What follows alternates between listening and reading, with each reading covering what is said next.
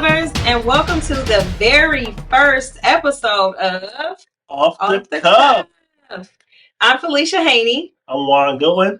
And we are here representing the Greater Cleveland Urban Film Festival. And Off the Cuff is an extension of that. So, usually we've been doing things all year with GCUFF. And sometimes folks don't know that. They only think that we only have the festival during September, and that's kind of where it begins and ends. But no, this is a year-long effort, all year, every year. So it's constantly ongoing. So we decided we were going to let you guys in behind the lens on what happens, leading up to GCUFF. So here we are, very first episode of Off the Cuff. And we are excited. I know I'm excited. I'm excited too. Yeah, Juan is excited too. Can't y'all see? She's just bursting at the seams. There you go. Yeah. To welcome our very first guest. So Cleveland's own. He's Cleveland's own, and he has found a new home in Oakland, California. But for years now, he's been making a name for himself in the music industry. And once again, he's finding a new home, but this time in film. So please welcome to Off the Cuff, none other than Damon Jamal Taylor, better known as Dame Drummer. That was a heck of an intro, Felicia. Thank you. Let's go. We do our own sound effects, by the way. So join us at home in a round of applause for Dame Drummer. Welcome to the show, Dame. Listen, when you were giving me that intro, I was thinking Felicia Haney is the reason why I have a Twitter account. Really? Do you remember that? Do you remember that? Keep going. Okay. So all right, so look. So as I was breaking into my artistry, like Beachy was like right there, you know what I mean, and helping me. She helped me get my my press kit put together because I remember I just started going to LA, kind of like networking and things like that. So she helped me get my press kit together. I didn't even know what a press kit was. I didn't have a Twitter account. She's like, you got to get a Twitter account. You got to get signed up with Instagram. I was like, oh shoot. So she really like late night. So for the Clevelanders who are watching, everybody in Cleveland knows the B-side, right? So some of you may actually remember Dame as the drummer for the B-side. So I think that that particular night in question of the press kit, we had put this press kit together, and I think we went up to like it might have been Kinko's back then. It might have been FedEx. I don't know, FedEx, Kinko's.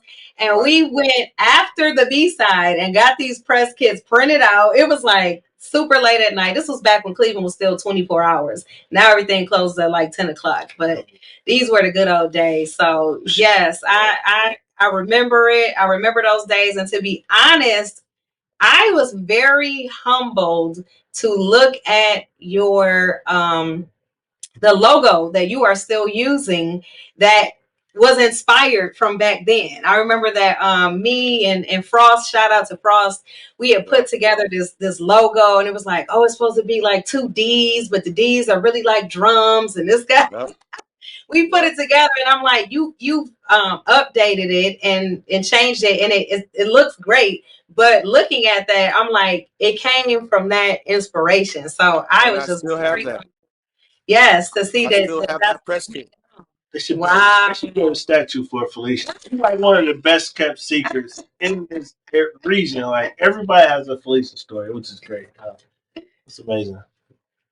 So other than that connection, just for full transparency, I've known Dame for quite a while. And I will be remiss to say, I did say that he's Cleveland's own, which he is. I mean, he is Cleveland's own. But I got to put a little asterisk in and say he is Cleveland Heights' own. Jackson Heights' own. Mr. Randy Watson. No, yeah. Oh, nice. That's the press kit she made? This the press kit me and Beachy made, and this the logo that she's talking about right here. No. He still has it. This is literally like blowing my mind right now. Seriously. Because no, what y'all got to understand, and I think everybody noticed about Cleveland is that Cleveland is home, man. It's like if you from Cleveland, that's the land, that's home. And there's certain things that I have to keep around me to keep me grounded because I don't have family out here. You know what I'm saying? I can't go to mama house to get a plate. I can't go to my cousin's house or my sister. Like I gotta hold on to things to keep me grounded. Oakland is hella dope. I love Oakland, but I miss Cleveland every day, all the time. So yeah. Well, I'm gonna forever claim you because you forever a Tiger. Cleveland Heights Tigers. Oh, it's Heights all day. You move on to like some stuff with substance. Never. Hey, you looking at a bona fide Heights boy right here. No. I be having to be oozing out of her all the time. Like, Jesus Christ. But then my wife graduated from Shaker, so she, you know how she feel about y'all anyway. So in the house. They were our rivals. It's only one Heights. When they say Heights, do you know which Heights they talking about? Exactly. You ain't gotta say nothing else in front of it. When you say Heights, it's only one. You know it's not Bedford. You know it's not Shaker. You know it ain't Woodville. You know it ain't. I'm gonna concede to that. No. So this is really like an honor for me, like to have all these things come full circle. Like I said, we went to high school together, worked together on, in your early bird stages. I don't even know if I should say that. I mean, you've been doing this thing for quite some time.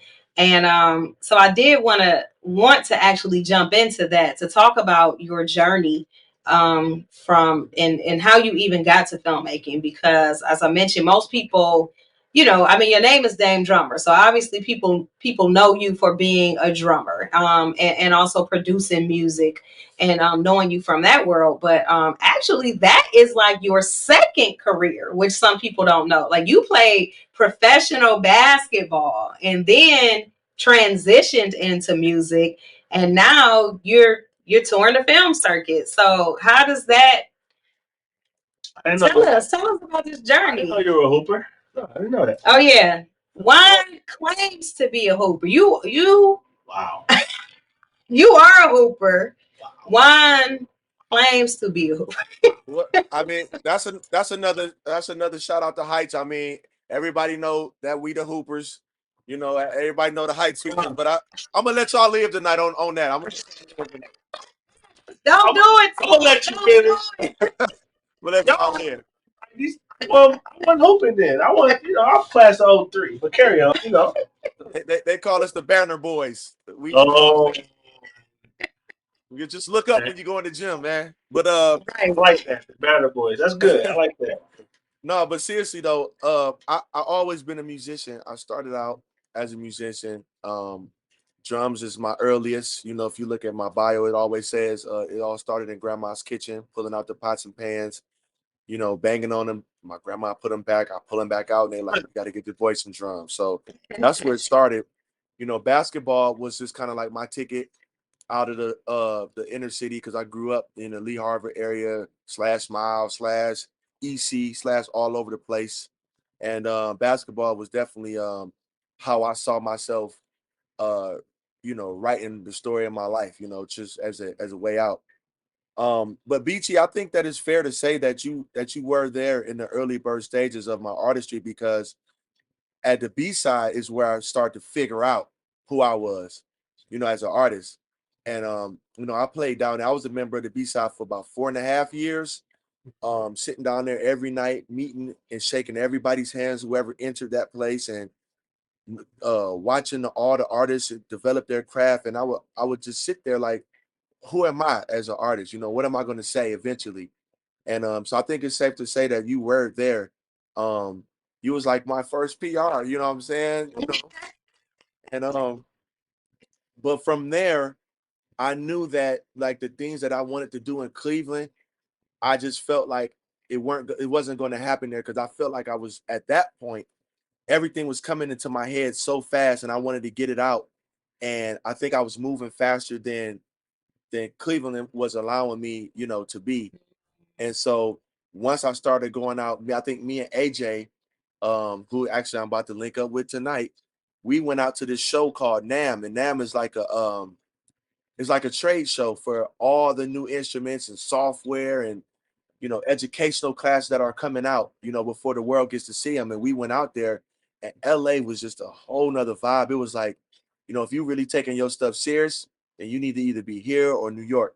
And that's what made me ultimately want to leave Cleveland, because it was just a big pond, and I was already standing 6'8", so I'm like, I could swim here, so I moved out this way. And now the journey into film was just kind of like a culmination of everything, all my lived experiences, and seeing Purple Rain for the first time, and seeing Thriller when I was a kid. I knew that I wanted to do that. I knew I wanted to get behind the camera, make a production, using music. And when the pandemic hit, there was no greater opportunity than to do it, because everybody was scared to come outside. And I was like, I'm about to hit it. And it took me about 13 months from the time it was in my mind to the time we were watching it on the screen. Wow. So here we are today, celebrating this film. That's good stuff. But what exactly was the the catalyst, I guess, so like for it? Like what sparked the idea for this particular film or this subject matter? Well, there's a couple of things, Beachy. I mean, and I'm very candid about it. Let me go back and say for the audience, the film in question that we're speaking about is called um, Black Daddy, The movie. the movie. I'm sorry. Yes, Black Daddy, the movie is, and you refer to this as not just a documentary, but you refer to it as a docu-musical, which I thought was very interesting. Yeah. So if you could talk a little bit about that as well, but I wanted to go back to this. I don't know. I don't know if it came as an epiphany or how'd you get this concept to say this is what I want to do my first film about. Just, being open about it. I was struggling in life, what I'm saying, with the dissolvement of my marriage. And it was just like it was really hard on me in a lot of ways. And Mm-hmm. one of the things that kind of like helped me out of it was, you know, looking at my children's faces and how they held me up during that time. And how these group of brothers who are musicians, obviously I came out here to do, music. So I've developed relationships with some men out here, and the way they held me up and cared for me and loved me through that time, and kind of like, helped me and save my life during that time. I got to thinking, I said, man, I don't see you brothers represented. I don't see y'all when I turn on the TV. I don't see y'all on my Instagram. I don't see y'all. I don't see this depiction of black men. Only ones that I see is athletes, entertainers, comedians, buffoons in a sitcom, or hyper violent black men. And I said, I'm tired of that narrative, because this is not what I experienced. You know what I'm saying? Of course, growing up, especially in a place like Cleveland and being in Oakland, yeah, you see all of those things. But my everyday experience is like more of what you will see in this film, being surrounded by men who are emotionally intelligent and courageous and loving and nurturing and brave. You know what I'm saying? So it's like I wanted to show that in the musical way. So Dave, when I watched the film, right, um, I'm not an emotional guy, but this film like really touched me in a way. Like as a man, I'm black. I got two daughters, and you struggle with being a provider, a protector, and then stripping down those layers and being vulnerable for your baby girls, right? So to watch a film with all these guys, like showing the biggest way to be macho is to be vulnerable and say like, "Oh, that hurt my feelings," or "I want to be better." Like, can you speak to why that was important to put that at the forefront? Because you're right. Like, I'm a man. My friends, we don't really like say, "I love you," but we think like saying "we'll take a bullet for you" means, I got your back, as opposed to saying, "Hey, man, if you need me, call me." So, can you speak to why it was important to put that in front of the screen? I mean, I won't get too deep into my favorite spirituality, man. But Christ said, you're gonna know my disciples by their love for one another. And I just thought that was a very powerful statement, you know what I'm saying? Because the contrary is, you don't usually see black men show up like that for each other. You know what I'm saying? And you said it already, your greatest strength is going to be found in your vulnerability, your weakness, you know what I'm saying, your meekness. And it's just very important, man, that we start to model that, that. And I wanted to show men that, hey, it's okay. And I know men, men play around. We know we say things like, pause and no homo and things of that nature. But it really is something, man, to see that power of men coming together and holding each other up, man, holding each other accountable too. Um, but I just think that was important for me to show our community across this country, man, because we have we have got to do our own healing. We have got to come to our aid. And for so long in this country, black men have been voiceless. We're not taken serious. And sometimes we feel like we don't have that space to even speak in front of our own women. And so I think that it's very important that we show how good that looks and how good it feels and how much healing it is behind that. It was 2 or 3 moments that really like got me without giving the film away because we wanted them to come to the GCUFF Film Festival and watch Black Daddy the movie. But it was a moment when my man Kager, was I saying his name wrong? What I don't want Kariga. to the baby garage scene, bro. And when you guys were there, like that broke me down. And then it was the moment when you had the ceremony for your son. Like these are powerful moments in a movie. And then jumping up to the young kid, Devontae Ray. Now, when he was reading them letters for his father, like just to see like all those letters and then the the 5 statements to live by, like I'm still in that, just so you know. I hope you don't hit me for plagiarism. But like those are moments that you don't see black men, have. So I just think this is a great film. Like any dads, any leaders, any mentors, any women need to come watch the movie to kind of get an inside scoop on what men is feeling if they don't know how to tell it. Because a lot of times we just don't say how we're feeling. Well, a lot of us are artists, don't know how to write that. So I'm going to say, hey, press play on this film, and this is how I'm feeling. So you kind of gave us a cheat code. This is a Can great I film. speak on that real quick? What you said about the women. The one Yeah. thing that I didn't take into consideration, or didn't, it was kind of an afterthought of how women would receive this film, because the title is Black Daddy, and my goal was to like really just encourage brothers, to be strong and walk boldly in our calling, man. Which is to be leaders, which is to be caring and nurturing and understanding, man. And what I didn't understand was that the women they would have their own response to this film, and more women are reacting to this film than the men because still men are not prepared a lot of times for how this movie is going to make them feel, right? So but the women are like, they're tapped in and they're like, yes, they're like, I need everybody to see this, all the men in my family. But the one thing that a woman said to me was that she said this film made me want to adore black men again. And Mm. and that statement to me is so loaded, it's so heavy because I'm thinking, where were you, sis, 81 minutes ago? You know what I'm saying? Where was your mind for what was your state of being 83, 81 minutes ago? So for a sister to say that to me, I know that I realized that in that moment, this thing is way over my head. It's way bigger than me.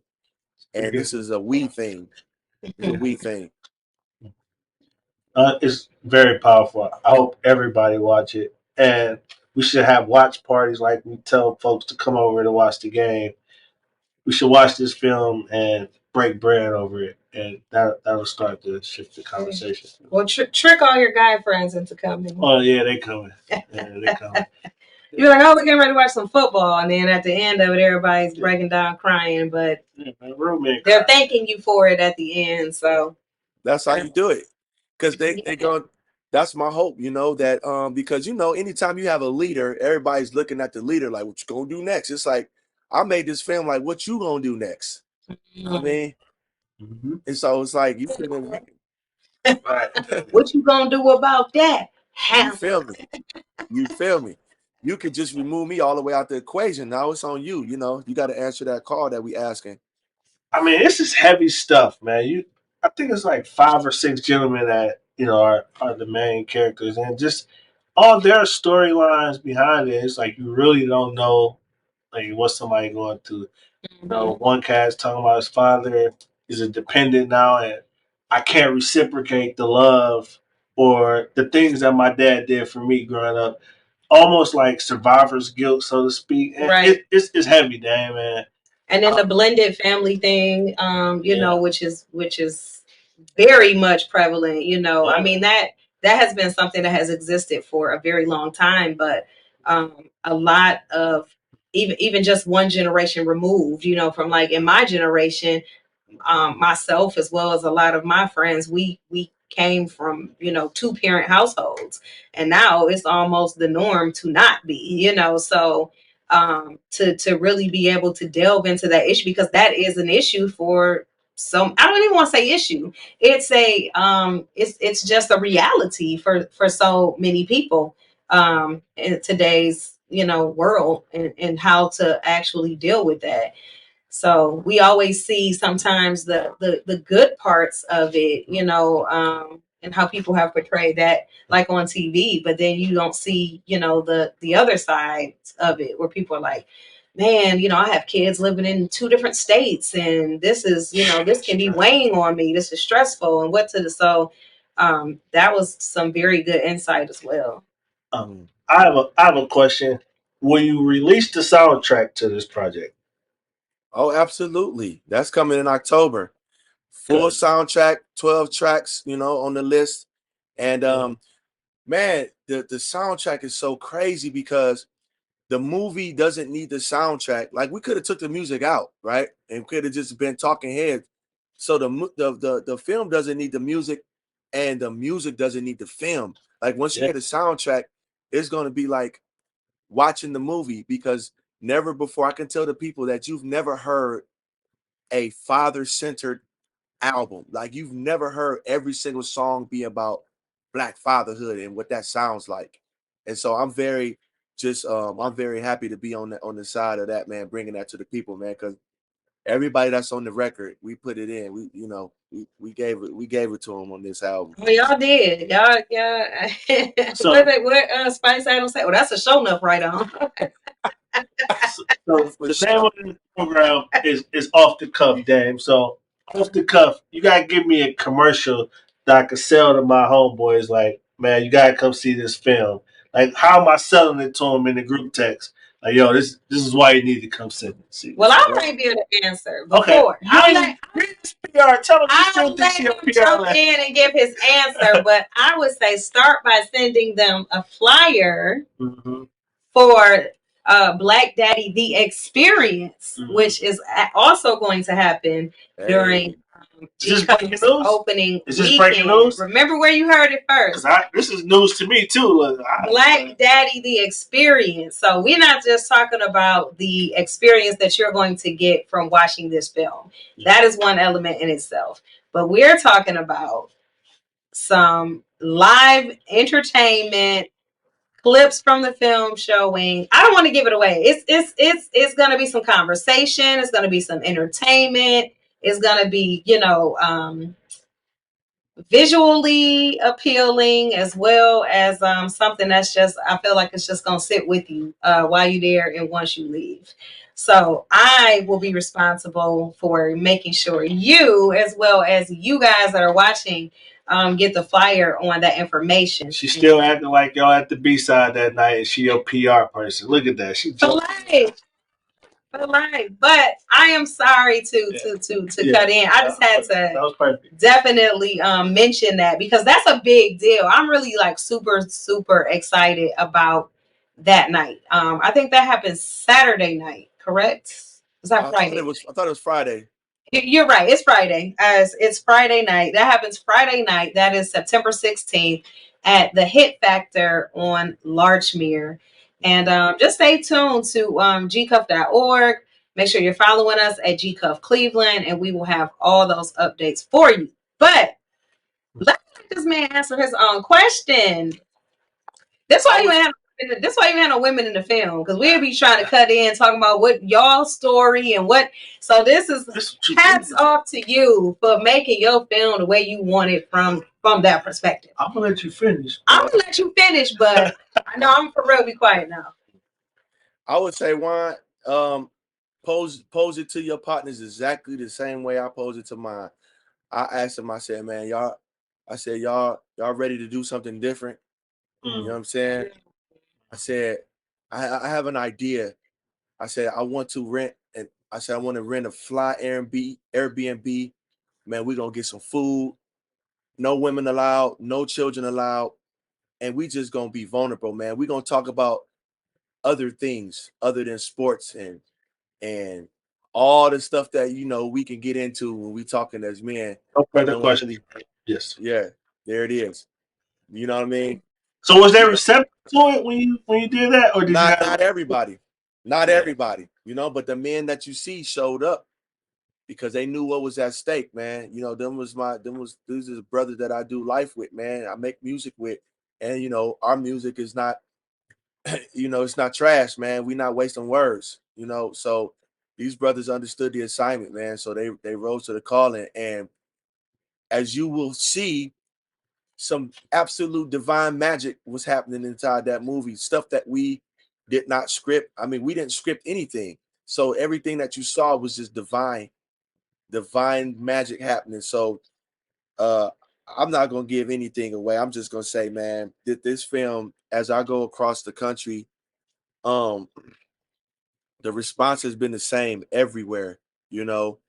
Everybody's walking away with their own take, their own identity, their own ownership of the film, and they're going and it's changing their lives. It's changing how they approach situations, how they approach conversations.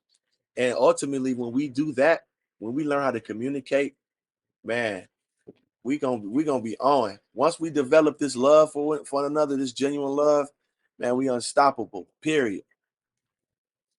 Well, I'm gonna jump back in real quick and say you have used some really powerful words in talking about your experience with this film and others' experience from being a part of it, from watching it, etc. You said things like, I've heard you talk about healing. You said that this was divine. These are very powerful words. So how difficult was the editing process is what I want to know, because if all of this greatness was happening, on film, how hard was it for you to get it down to that 81 minutes? It was crazy. Last June, my editor and my cinematographer and my assistant director, the one who kind of like made me a director, Sal Fulmore, he just one day we were editing, he was just like, I can't do it anymore. I'm overwhelmed. It was so much footage. So much. I'm talking about days and days of footage. And it was so crazy because we didn't storyboard anything. It was unscripted. We formulated this film, BG, off of one question. What is it like to be a Black father in America? That was how we built the film. And so we had the beginning, that was the question. We had the ending on how I was going to wrap up the question. And then everything in between was just like crazy. So again, there was some divine intervention that made this story to be exactly what it needed to be. Because as I mentioned, it's over my head. I can't even take full credit for it. I'll just say that I was the steward over it. You know what I'm saying?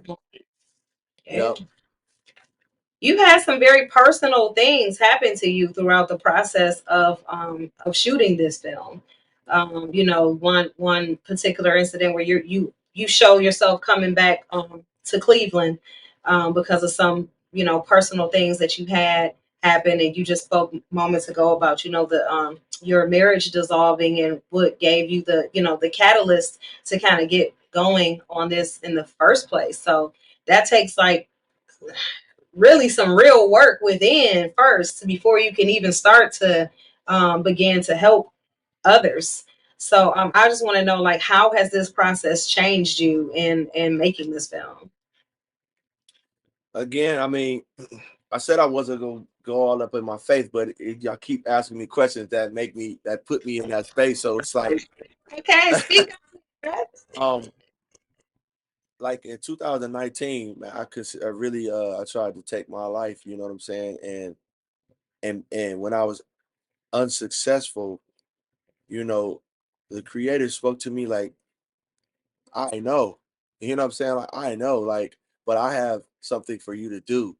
You know, so when I put all the everything into perspective and everything was hard. You know what I'm saying? I wouldn't want to live it again. I wouldn't want somebody else to live it again, you know, or to live it for the first time. But I'm in a space where everything makes sense. Now I'm in a space where I'm in alignment with my purpose. And I feel great, and I feel like everything that's happening to me, like I'm in alignment and I'm to be used for some purpose now. Where I really couldn't see that when I was going through that time. I was like, I didn't know what I was doing. I thought I was going through the motions. I didn't know, you know, I kind of like lost who I was, you know. So I was reminded that, hey, yo, you can't check up out here because what the work that I've started in you has not been fulfilled yet. So you got to keep going. There's a couple things I need you to do. So I've been walking in that assignment, and that's what makes everything make sense for me. Just knowing that I could have been gone, but then we wouldn't have all these, you know, lives affected by this piece of work that we got out here. Wow. Wow. That's powerful, bro. That is very powerful. It actually hurts my heart to hear that in one sense, you know, because I just been, you know, knowing you and ride with you for so long that I would never even think that you of all people would be in that place. And then but to see you come out of that and produce something like this, Powerful. it's very powerful. So yes, we are definitely glad to have you here with us, speaking and telling your story yourself and not someone else telling it for you. So yeah, kudos for that. Hey, glad to be here. Whenever somebody say, "Good to see you, man," I'm like, hey, You good to have be no seen and idea. not viewed. It's Exactly. good to be seen, huh, bro? And Exactly. not viewed. Y'all could have been viewing me. So hey, Right. It's deep. glad to Hey, be I here. just came from a viewing today before we started this, so that I know exactly what you mean. So yeah, don't hesitate to speak on your faith. You know, it's a part of you, and you know who you are, what you are. So Well, I'm gonna try some and taking it from what your film said and be vulnerable. Hey, man, thank you. Like this really touched me. Like I really feel like this was something I didn't know I needed at the time, and I'm glad Felicia called me. Like, hey, watch this, and tell me what you think because it was right on time, bro. And I'm going to challenge my circle of dads to watch it, and it's a conversation piece, like a weird piece of art on your table. I'm gonna use your film, like when Gina Ball Martin, the booty uh, uh, statue. and then That's there's the woman got to steal the remote. You see how they doing that? Like I was being, but just like that everybody though. seen that But episode of just like that though. Just like that. No, but for real, man. Just like it's exactly what I didn't know I needed at the time, and a lot of the things in the film was like I didn't know I was feeling it, but here, man, play this right here. Look at this segment, right? This is what I was talking about. Like so thank you for that. I didn't know that I was gonna need that. Oh man, my brother. You know, and you know, we prayed on this film, man. We definitely lifted this film up in prayer. And I think one of the things that we did well was that we have so many vantage points, man, that it's no possible way that you're not going to be able to connect to this film in some sort of way. No way. I don't care if you are male, female, white, black, red, brown, green.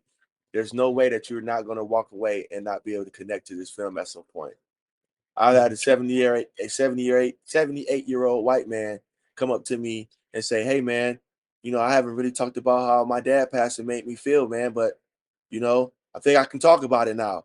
You 78 Wow. years old, bro. You know what I'm saying? So it's like this thing is, like I said, it's way bigger than me, and it's just gonna do numbers of the heart. Hmm. Absolutely. And just in all honesty, that's one of the reasons. I mean, I think it was a great film anyway, so I would want to share it with whoever, because like you said, I think that anybody can get something out of it.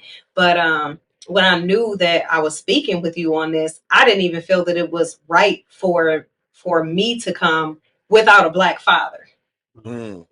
like to join this conversation. And I think that that is very important, and that watching this film from a woman's perspective is to know, like, we're always talking about we need our me time and our own moments, or our girls' nights, or our whatever. But this is really real for men to have these same type of experiences in their own way. And for us to allow you all to have these experiences and allow you to, become vulnerable at times, when that's needed. So yeah, that's why I was like, Juan, you got to check this out. Number one, it's just a good film, but I'm not a black father, so I need a black father, to come in and join me in this conversation, just to bring something that I couldn't do.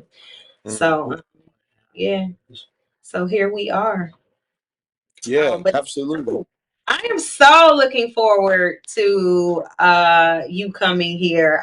We haven't actually got up in person in quite some time. It's been like a few years, but we always family. But I am so looking forward to watching the film again in the theater, seeing the Black Daddy, the experience, and sharing that with other people. I would love to see how others react to this, because when I watched it by myself. So I would love to see how other people are reacting as well. Am I invited to the Heights reunion experience, Black Daddy? Because how y'all not inclusive. Can I come? If you wear a Heights t-shirt, no, no, ain't no false flag. I won't do false flag. But anyway, we'll talk about it. Look, how Me about and people Dame gonna think about it. come? So yeah, We, that's what we gotta we, we, revisit. we're gonna get Dame. him a Tiger affiliated shirt. We'll Oh, get him. really? Right. Okay. My mother-in-law. Tight. Oh, oh. Hey, no, but if it's anybody from Heights that sees this, hey, pull up.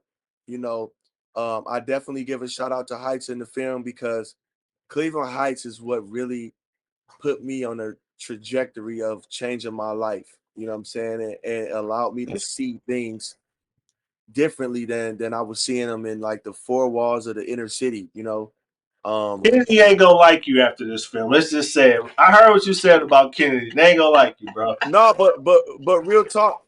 The real talk is I loved Kennedy, I like, know.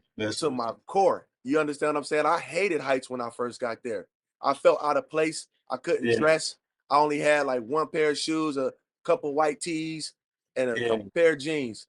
And I felt so out of place. It was a culture shock. But yeah, as I start to you know, be there, and see what it was, I was like, dang, I said, man, this place, it reminded me of like a different world.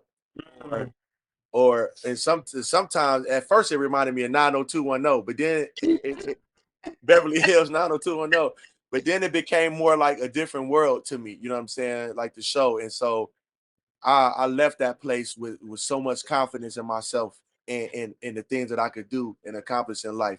And I got to give it up to Heights always. That's my spot. You feel me? Shout out to Heights. All right. So tell us, other than coming to Cleveland in a couple of weeks, what else are you working on? Anything else we should look for, expect from you? Yeah, I'm just doing music. I'm doing some production. I have I've worked on some projects that are going to be submitted to the Grammys this year. I'm always doing something. I'm a member of the Grammys association. I'm a voting member, so I got some productions coming out. I'm getting ready to work on a book with my siblings, which is going to turn into a film eventually. Because if you notice in the movie, I hint a little bit at how me and my brothers and sisters came together later in life, and we really got a sick book for y'all. It's gonna be crazy, and so I wanna get my siblings involved in kind of what I'm doing to kind of like give us just another thing that we can do as a family that will actually touch some people. So I got that going on, and then the film festival circuit. Once I go to Portland, then I would have touched every corner of the country with this film so far, and that I'm really gracious. I've touched Northern Cal, Southern Cal, Southern Florida, New York, and Chicago, and you know I've been a lot of places with Black Daddy, and so I'm just really happy that I've got a chance to touch people. So that's pretty much in the work, that Black Daddy experience, bringing that to as many people as I can. All right. Well, we here for it. We are waiting, and yeah, we waiting on your arrival here in the land. So this has been awesome, and I don't know. It seems like this is Juan's kind of, well, not really first encounter. He saw you perform at the B side. Like Best friends with your cousin. I've seen him perform like 100 times. Okay. You was just hating before because you heard he was from Heights or something. I never heard it was dope. when this interview ends, don't hang up because I got something to say to him. Oh. It's not bad. I got a question for him. Okay. I don't like Heights people. What's the question? I want to know. You know, all in the video. Look at Puffy, all in the video. Speaking of Puffy, yesterday, the Twitterverse and all other parts of social media were all a buzz because he said R&B is dead. Do you agree or disagree? I don't think it's dead. I think it's it's flatlining though, but it ain't dead. He's dying. Hey, got to get them. Puppy killed it. Go grab the defibrillator. It's struggling. Yeah. Nas said it some years back when he said hip hop was dead. And people was feeling the kind of way about that, but it kind of really was. Jay-Z would have never said hip hop was like really, it was starting to flatline once young black minds start waking up. The powers that be said, "Oh no, we got to drop the bomb on them." So, I think the thing that I think is dead, and I hope is dead, is the industry, because once the industry dies, then you're gonna see the the reemergence of real music and real hip hop, and then because everything is it's some cats out here, but it's the industry that's got a chokehold on the real music. They only letting Excellent point. Once the gatekeeper vibe goes away, I think we'll be fine. We'll be fine. Because, like, why do someone like Dame write the song, create the song, and then turn it over to somebody to tell them, "No, this ain't what your people want to hear." Like, this is so backwards. Like, and then he get pennies on. Saying you, I'm talking about the artistry that you represent. And he get pennies on a dollar. Well, this is his blood, sweat, and tears. Sorry, that was my soapbox. No, because listen, man, the music is not the music that we are hearing right now is dangerous to the soul. It's not dangerous to the establishment. My music dangerous to the establishment. You know what I'm saying? Because I'm talking about love. I'm talking about my people's elevating and getting on this love vibe and treating each other right and stop feeding, what I'm saying, the machine that's killing us. You can't be out in Oakland talking that radical stuff, man. They watching. Oakland is home of the radical. That's what I said. You can't be out there talking that. You're gonna be on a no-fly list, bro. Hey, it is what it is. Hey, I'm gonna just say this. I tried to take my own, and I was successful. So I ain't worried about nobody else. Man, what? I ain't worried. Flip this table over. If it was my table, I would have flipped it over. I'm just telling you. You cracked my head with that. I'm like 2019. That was like last week. Just man. I'm outside. Wow. I'm outside. If y'all don't believe me, go spend go spend some time on my YouTube page. Go listen to some songs. Go listen to some of my music. Is very consistent and very, you know what I'm saying. My message is very consistent, and I'm not backing away from it. So if any other artists out here, I encourage y'all, man. Which system are you gonna serve? You know what I'm saying? The one that's dangerous to the people or the one that's dangerous to the establishment? I'm gonna leave it at that. All right. Drop one of Mic Clue's drop. bombs on that one. Drop one of Clue's bombs. Well, thank you so much for spending this time with us this evening. Love and appreciate you. So glad that you are here. So glad that you are here sharing your story with us, and we are looking forward to seeing you in what's about a little under 3 weeks or almost 3 weeks out. I'm Yeah. getting ready. I got an amazing band. Some of my hometown friends, Kenny Bell and the franchise band. Oh yeah. We gonna reconnect and we're gonna do something very beautiful for y'all. You know what I mean? And all my years and just being around so many great artists that come out of the B side. I actually was talking to Q Nice. I'm gonna see Q Nice Saturday at Indie Night in LA. But we got to get that. We're gonna get that B side documentary cracking. Wow. Oh, now that one. Yeah. I can't wait for it. You gotta bring it to GCUFF too. Yes. GCUFF. Oh yeah. Oh yeah. We salivating on that one.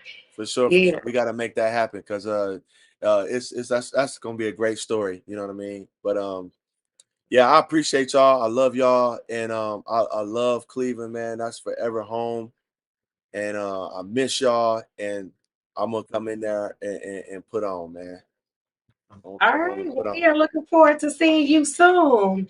And thank you to our audience for joining us. Once again, I'm Felicia Haney. I'm Juan Goen. And you have just wrapped, or we have just wrapped, you wrapped it with us, another episode of Off the Cuff. Off the cuff. Keep it locked at GCUFF Cleveland, and stay up to speed with us. We here. We outside. We looking for y'all. We outside.